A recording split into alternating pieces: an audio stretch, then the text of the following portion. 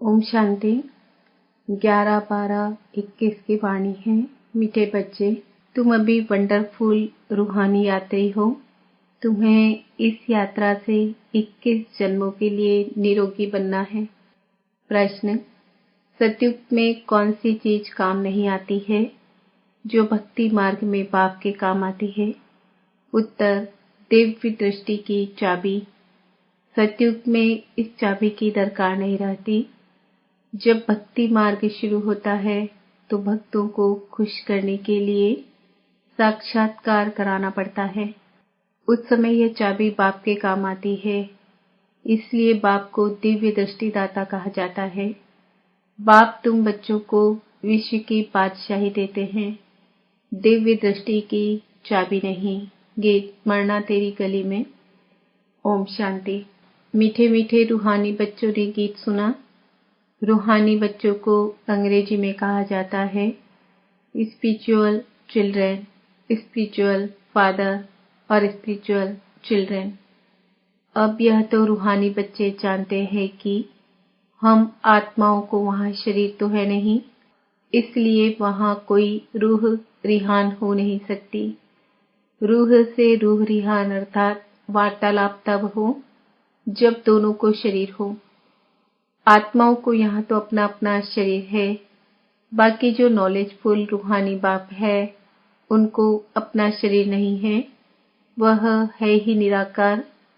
बच्चे समझते हैं कि शांति धाम में हम आत्माएं अशरीरी रहती है। जैसे बाप भी अशरीरी व विचित्र है, ऐसे तुम आत्माएं भी बिना शरीर के वहां रहती हो। यह समझने की बात है। कहते भी हैं अशरीरी आए हैं, अशरीरी जाना है, यानी यह शरीर रूपी वस्त्र वहां नहीं होगा। आत्मा जब शांति धाम में रहती है तो अशरीरी है, शांति में रहती है। अब रूहानी बाप यह नॉलेज देते हैं, सारी दुनिया में रूहानी बाप और कोई है नहीं और सभी है जिस्मानी बाप। रूहानी बाप खुद कहते हैं मैं अशरीरी हूँ। बात करने समय शरीर का आधार लेना पड़ता है। भल शास्त्रों में अक्षर है कि प्रकृति का आधार लेना पड़ता है, परंतु बाप समझाते हैं प्रकृति का तो शरीर बना हुआ है, मैं साधारण शरीर का आधार लेता हूँ। रूहानी बाप को रूहानी सर्जन कहा जाता है क्योंकि याद व योग सिखलाते हैं जिससे हमारी आत्मा एवर निरोगी बन जाती है। 21 जन्म कभी रोगी नहीं बनते। फिर जब माया का राज्य होता है तो हम रोगी बन जाते हैं। बाप आकर हमको 21 जन्मों के लिए निरोगी बनाते हैं। बाप को यात्रा सिखलाने वाला पंडा भी कहा जाता है। हम वंडरफुल रूहानी यात्री हैं। इस रूहानी यात्रा को और कोई मनुष्य मात्र दुनिया में नहीं जानते हैं। भारत खास और दुनिया आम, हमेशा ऐसे कहा जाता है। खास हमको ये रूहानी यात्रा सिखलाई जाती है। कौन सिखलाते हैं? Spiritual father. जिस्मानी यात्राएं तो मनुष्य जन्म जन्मांतर करते आए हैं। कोई कोई तो एक जन्म में 2-4 यात्राएं भी करते हैं। वह कहेंगे जीव आत्माओं की यात्रा, और यह है आत्माओं की यात्रा। यह बड़ी समझने की बातें हैं।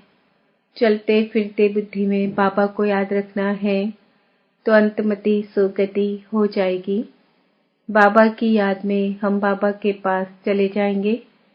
अब तुम रूहानी बच्चों को रूहानी बाप यह यात्रा सिखलाते हैं। गीता में मनमनाभव अक्षर है, परंतु उनका अर्थ भी कोई समझते नहीं है। बाप कहते हैं मुझे याद करो तो तुम्हारे पाप भस्म होंगे। फिर क्या होगा? तुम बच्चे जानते हो हम याद से तमो प्रधान से सतो प्रधान बन जाएंगे। इस समय सब तमो प्रधान है, सारा झाड़ जड़ जड़ीभूत हो गया है। अब आत्मा सतो प्रधान कैसे बने, वापिस घर में कैसे जाए? वहां तो पवित्र आत्मा ही रहती है। फिर यहाँ शरीर धारण करते रजो तमो में आती है। हर चीज की स्टेज होती है। गाते भी हैं दुनिया बदल रही है। इनको कहेंगे पुरानी दुनिया आयरन एज, नई दुनिया को कहा जाता है गोल्डन एज सतयुग। अब बच्चों की बुद्धि में यह होना चाहिए, जब सतयुग था तो आदि सनातन देवी देवता धर्म था। अभी वह धर्म नहीं है। डिटेज्म, इस्लामिज्म, बुद्धिज्म, क्रिश्चियनिज्म यह मुख्य है। युगों पर भी समझाया है कि मुख्य 4 युग है, बाकी ये ब्राह्मणों का संगम युग है गुप्त। परमपिता परमात्मा ही आकर ब्राह्मण देवता क्षत्रिय धर्म स्थापन करते हैं। यह सब बातें बच्चों को याद रखनी है और अपना बुद्धि योग पाप के साथ रखना है। मूल बात ही है विकर्माजीत बनने की। बरोबर हम सतो प्रधान पवित्र थे। असुल में 24 कैरेट सोना थे, फिर सतो में आए 22 कैरेट बने, रजो में 18 कैरेट, तमो में 9 कैरेट बने। सोने की डिग्री होती है, यह आत्मा की ही बात है। जैसे भ्रमरी छीछी कीड़ों को ले आती है, उनको बैठ आप समान बनाती है। तुम भी भूभू कर मनुष्य से देवता बनाते हो। भ्रमरी कीड़े को ले आकर घर में एकांत में बिठाती है, उनमें भी कितना अक्ल है। तुम्हारी आत्मा में भी ड्रामानुसार पाठ नूंधा हुआ है। तुम जानते हो, कल्प पहले भी रूहानी बाप से हमने रूहानी ज्ञान सुना था। कल्प कल्प सुनते रहेंगे, नथिंग न्यू। यह भी बाप ही समझा सकते हैं। झाड़ को जानने वाला तो बीज है ना। बाप आते हैं तुमको त्रिकालदर्शी बनाने, तीनों कालों की नॉलेज देते हैं ना। तुमको जीते जी अडॉप्ट करते हैं, जैसे कन्या को भी जीते जी अडॉप्ट करते हैं कि यह हमारी स्त्री है। अब प्रजापिता ब्रह्मा की स्त्री तो है नहीं, तो ये अडॉप्ट होते हैं। परमपिता परमात्मा ब्रह्मा द्वारा अडॉप्ट करते हैं। तुम भी कहते हो यह हमारा बाबा है। परमपिता परमात्मा बाप भी कहते हैं तुम मेरे बच्चे हो। वह शिव बाबा है रूहानी, प्रजापिता ब्रह्मा दादा है जिस्मानी। रूहानी बाप जब तक शरीर में न आए तो नॉलेज कैसे सुनाए। परमपिता परमात्मा को ही नॉलेजफुल कहा जाता है। कोई भी प्रकार की नॉलेज हमेशा आत्मा में ही रहती है। जिस्मानी नॉलेज भी आत्मा ही पढ़ती है ना, परंतु तमो प्रधान होने के कारण आत्माभिमान कोई को रहता ही नहीं। आत्माभिमानी तुम अभी बनते हो। सतयुग में ये बातें नहीं समझाई जाएंगी। इस समय बाप कहते हैं तुम अपने को आत्मा समझ पाप को याद करो, क्योंकि पापों का बोझा इस समय सिर पर है, वह उतारना है। बाप को बुलाते भी इस समय है कि आकर पतितों को पावन बनाओ। आत्मा ही इम्प्योर तमो प्रधान बनी है, इसलिए बाप को याद करती है। भक्त कोई भी नहीं जानते कि परमपिता परमात्मा कोई बिंदी है। बिंदी का तो मंदिर बना ना सके, शोभा नहीं होगी। एक तो लिंग बनाते हैं, फिर साक्षात्कार के लिए कहते हैं हजारों सूर्य से तेजोमय है। क्या लिंग इतना तेजोमय है? जैसे अर्जुन के लिए दिखाया है ना, उनको साक्षात्कार हुआ तेजोमय रूप का। कहाँ हम तेज सहन नहीं कर सकते हैं? यह अक्षर सुना हुआ है ना। यहाँ भी शुरू में बहुतों को साक्षात्कार हुआ था। कहते थे बंद करो, हम सहन नहीं कर सकते हैं। आंखें लाल हो जाती थी। वह समझते हैं हमने परमात्मा का साक्षात्कार किया। किसने कराया? कृष्ण ने तो नहीं कराया, शिव बाबा ने ही साक्षात्कार कराया। उनको दिव्य दृष्टिदाता कहा जाता है। बाप कहते हैं चाबी मैं तुम बच्चों को नहीं दे सकता हूँ, यह चीज मुझे ही भक्ति मार्ग में काम आती है। सतयुग में इसकी दरकार नहीं रहती है। तुम पुजारी से पूज्य बन जाते हो। बाप कहते हैं मैं तुमको विश्व का राज्य भाग्य देकर अपने परम धाम में जाकर बैठ जाता हूँ। मैं पूज्य पुजारी नहीं बनता हूँ। तुम बच्चे अभी सेंसिबल बने हो। चलन से भी समझा जाता है कि यह कितना मीठा है। इनको धारणा बहुत अच्छी होती है। कितने टॉपिक्स बनाते हैं। बाबा जो टॉपिक सुनाते हैं वह नोट रखने चाहिए। आज यात्रा पर समझाएंगे यात्रा दो प्रकार की होती है। यह है नंबर 1 टॉपिक। मनुष्य सब जिस्मानी यात्रा कराते हैं भक्ति मार्ग में, ज्ञान मार्ग में जिस्मानी यात्रा होती नहीं। तुम्हारी है रूहानी यात्रा। बाप समझाते हैं, तमो प्रधान से सतो प्रधान तुम इस यात्रा से बनेंगे। आत्मा पवित्र बनने के बिना घर जा नहीं सकती है। सब आत्माएं यहाँ ही आती रहती है, जाते कोई भी नहीं। गवर्नमेंट को भी तुम समझा सकते हो। सतयुग में जब देवी देवताओं का राज्य था तो एक बच्चा एक बच्ची होती थे, सो भी योग बल से। अब ख्याल करो सतयुग में कितने थोड़े मनुष्य होंगे और संपूर्ण निर्विकारी लक्ष्मी नारायण की गद्दी चली है तो जरूर बच्चा भी होगा। हम जब योग बल से विश्व के मालिक बनते हैं तो क्या योग बल से बच्चा नहीं पैदा कर सकते? ये ड्रामा में नूंद है। पवित्र होने के कारण साक्षात्कार होता है कि बच्चा होने वाला है। वह खुशी रहती है, विकार की कोई बात नहीं। तुमसे पूछते हैं बच्चे कैसे पैदा होंगे? बोलो, पपीते का झाड़ मेल फीमेल एक दो के बाजू में होने से फल पैदा होता है।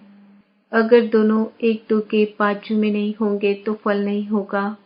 वंडर है ना? तो वहां क्यों नहीं योग बल से बच्चा हो सकता है? मोरडेल का भी मिसाल है। उनको कहा जाता है नेशनल बर्ड। प्रेम के आंसू से गर्भ हो जाता है। यह विकार नहीं हुआ ना? यह भारत शिवालय था, शिव बाबा ने बनाया था। अब रावण ने वैश्यालय बनाया है, यह भी किसको पता नहीं है।